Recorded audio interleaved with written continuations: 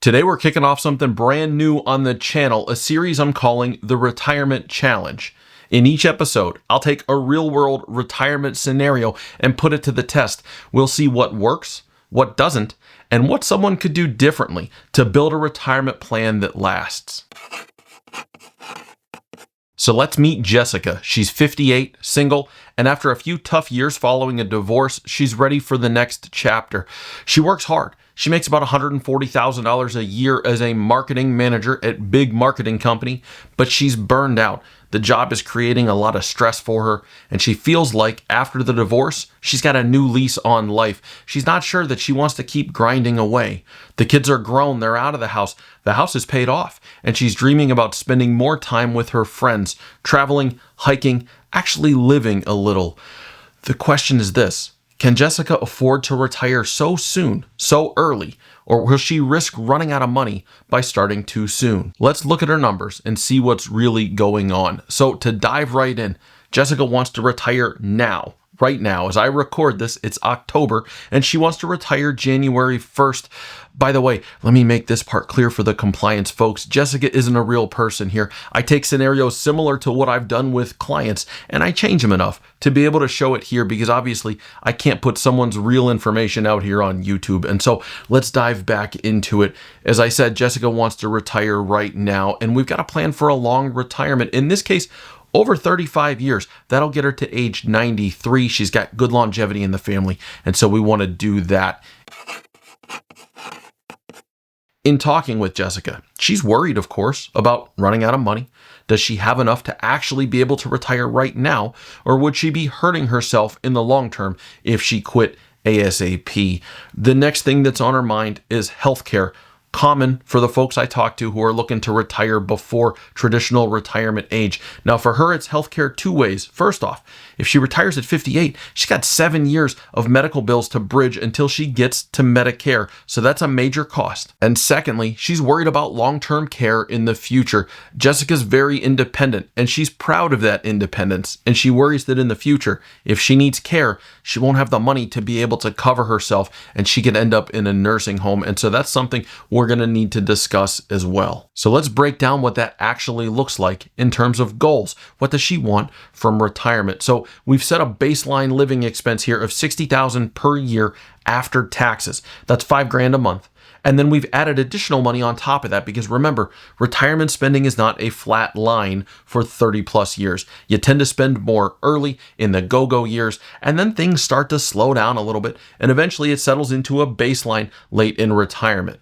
Although your medical expenses do typically pick up at the end, this is what we call the retirement spending smile. It's a real thing, and so we want to create goals that mimic that. So we got $5,000 a month baseline after-tax income, and then another $10,000 a year during those go-go years. Again, all of these numbers are after-tax dollars. For those go-go years, we want to plan for 15 years, and then we're going to scale that $10,000 down to $5,000 for the second phase before eventually settling into phase 3. Additionally, we've got the medical expense goal to help her get to Medicare, and then there's still expenses after that. So we've got ongoing medical expenses as well.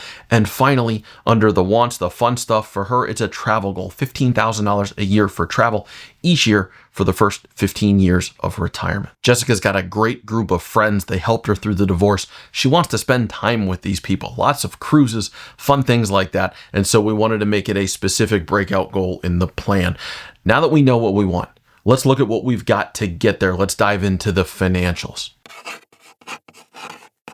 Jessica's going to have a nice Social Security check. She's been earning good money for years, and so her benefit at age 62 will be $2,950 per month, and that's her plan, to take it as soon as possible right at age 62. Additionally, as far as retirement income goes, she's already talked to work and let them know that she plans to retire before too long. While there's not a date in line, they've let her know that they'd be willing to keep her on as a consultant afterwards to help out. It's not big money, but she'll be able to train up her replacement, provide some good insight for a couple of years. And so they told her they'd be willing to pay her $1,500 a month for a few years early in retirement. So we want to build that into the plan.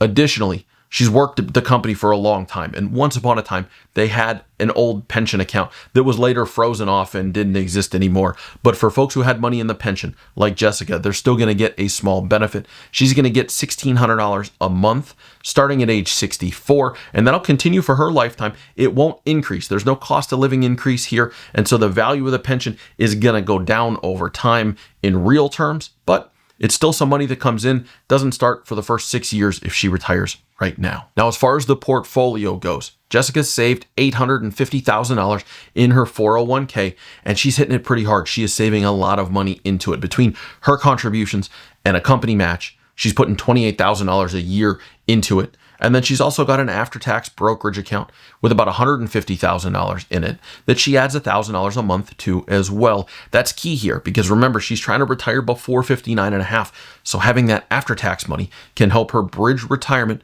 to avoid the early 10% withdrawal penalties. And then she keeps a little cash in the bank, $25,000 in case of emergencies. That's her emergency fund. And so beyond the portfolio assets, the other thing that she has is her home. It's free and clear. She tells me it's worth about $450,000. And she said she doesn't have a specific plan to sell it. So we're going to try and make this thing work without considering the equity in the house. All told, it's a very solid position, but retiring at 58 is not an easy task. And she certainly wants to enjoy herself in retirement. And so in those early years, between the living expenses, the travel, the go-go year stuff, the medical expenses, we're north of $100,000 a year in needed income. Let's get into it now and see how this thing looks.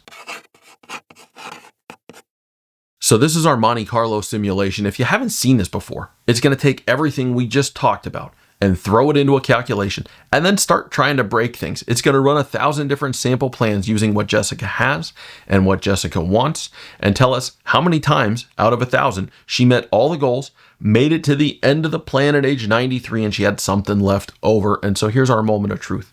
As you can see, she's coming back in the positive at 51% of the time. Now, that's not a great result, but two things to note here. First off, retiring at 51% on a Monte Carlo, probably not advisable. That tells us that there's work to be done here to find some improvements. So we've got to dig in and see what we can do to change the scenario. Secondly, you can't live and die by this, the other side of that coin. Now, I wouldn't recommend that somebody retire as is with this sort of result. We'll get into what we can do to fix it, but it's important to note that in real life, retirement isn't black and white. It's not pass fail.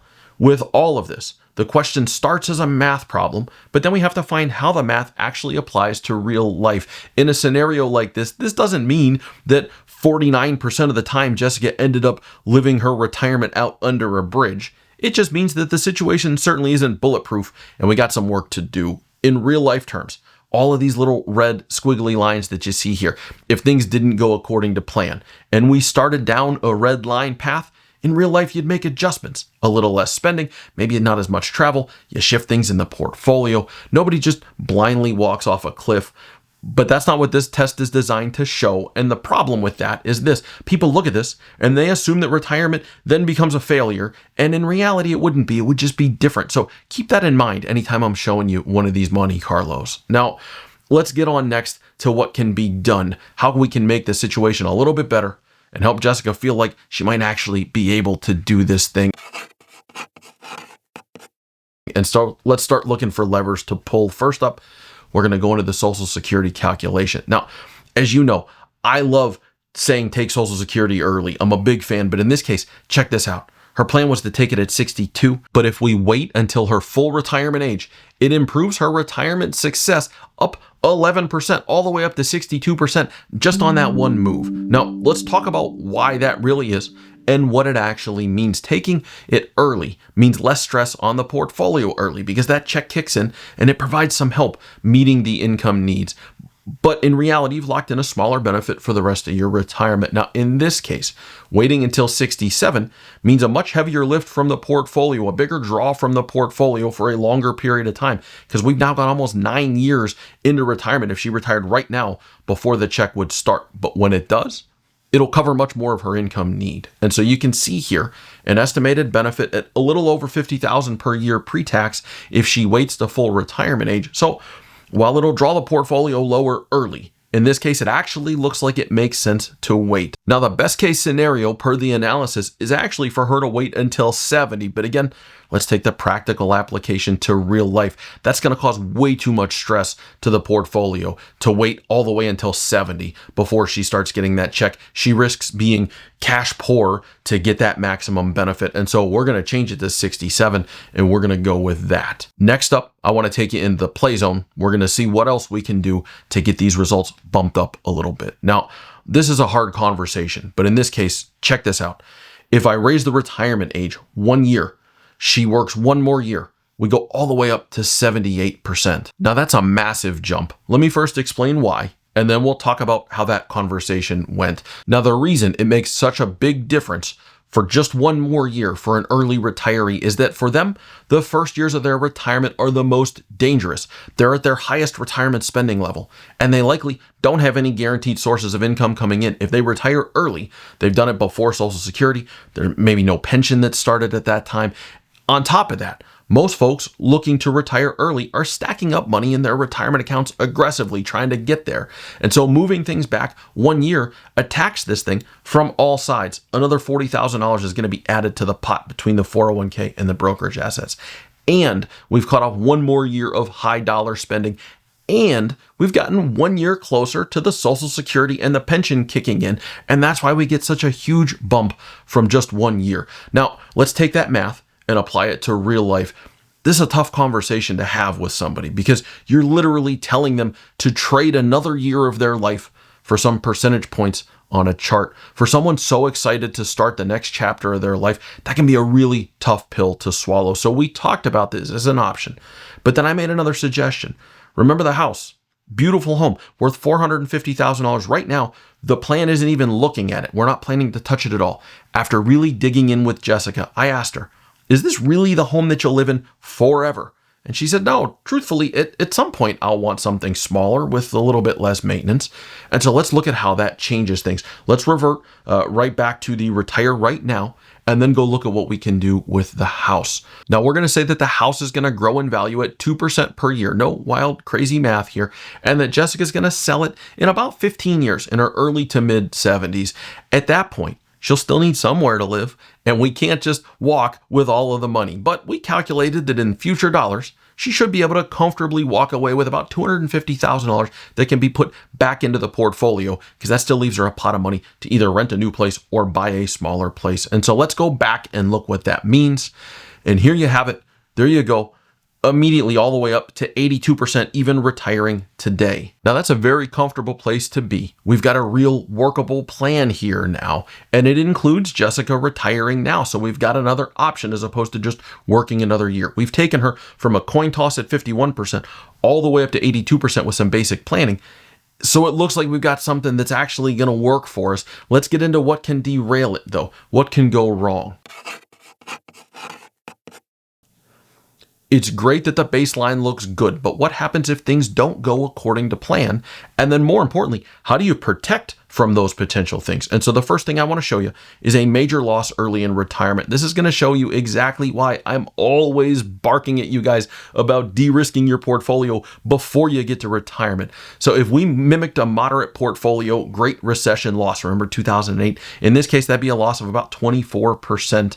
If that happened early in retirement, it's a retirement crusher. You can see right here, the travel goal is out the window, and instantly we're in cutback territory. Now, the answer here is simple. It's designing her 3-bucket plan to insulate her income producing assets, the stuff she needs for her retirement paycheck, from her growth assets, the stuff that'll grow for the future, so that if a major market downturn happens, we've got time for that money to grow back and recover rather than needing to draw from it. Now, I'm not going to get into a 3-bucket plan here because I do that in almost every video. So unless you're new here, you've seen me do it. If you are new here and you want to see a 3-bucket plan, go check out some of the other videos. Secondly, we talked about this up top, but the other big risk, what happens if Jessica needs long-term care? And so let's take a look. Let's model this out. You can see here, if in her early 80s, she needed care, let's say it's even for 3 years, it's $75,000 a year. It's another plan buster. So we got some work to do there. Now, here's the good news. Jessica is young and healthy, and so we've got some options. In this case, A life insurance policy with a long-term care rider is probably the answer. It's not the Cadillac of long-term care coverage, but it's inexpensive enough to put in place that I bet we can do it without breaking the bank. And so that's a discussion that we'd have as well to talk about that risk and how we can help mitigate it. And so can Jessica retire today? With the right structure, yes, but not without a plan. If she just wings it and starts pulling money from the retirement accounts without a withdrawal strategy, she could burn through her cash too quickly, and she's exposed to a few risks that proper planning will help alleviate. But if she uses a bucket approach, she fills her income gap carefully and plans for healthcare and long-term care, she can turn those savings into a reliable paycheck and start living the life she's been dreaming about. If you'd like to see how your own plan would hold up, head downstairs to the description and book a no-cost Clear Vision retirement plan consultation. I'll go through something very similar to what we just went through, but with you. We'll stress test your numbers the same way I did here, and you can see exactly where you stand. Now, this is the first episode in that retirement challenge series. So if you found it helpful, hit the subscribe button, come back and see the other ones. And if there's a certain scenario you'd like me to outline, drop me a line and let me know, and I'll cook something up for the channel then. I'll see you on the next one.